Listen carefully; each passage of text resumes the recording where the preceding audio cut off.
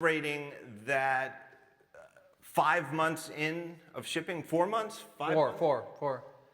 Don't age us. That there's widespread sentiment that, well, it's not really as popular as the iPhone. This product is a dud.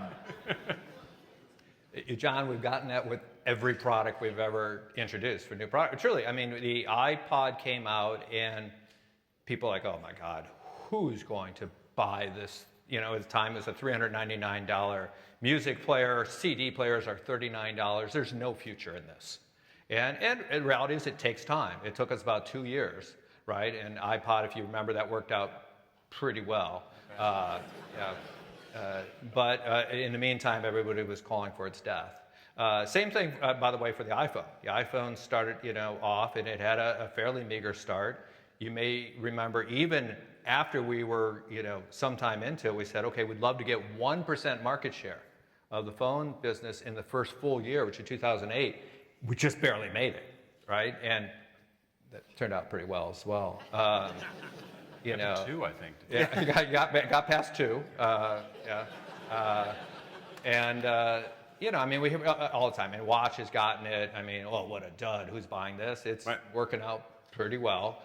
So it takes time to build a business. I think there's a general human tendency. I actually think God, I hate to tell you whose quote it was, but somebody who talked about the fact that people tend to overestimate things that can happen in the near term, and they underestimate things that happen in the longer term. And I think that product expectations are much like that. It takes a little while to build a business.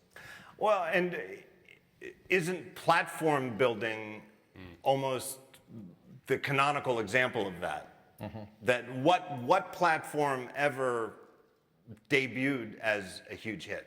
Maybe the web, right? You could sort of say exploded, and then you look back to started slower than you think. Right, and then you look back to like in Wikipedia. That's worked out pretty well as well. Yeah. When Tim Berners-Lee invented it, and it's like, oh no, there was like a 5-year stretch there where I was still using Gopher. Yeah. Originally, you had to buy a Next machine in order to do the web, so the market was contained for a while there. But I'll tell you what, we're psyched over how many apps we already have for Vision Pro. We have over 2,000 native apps already.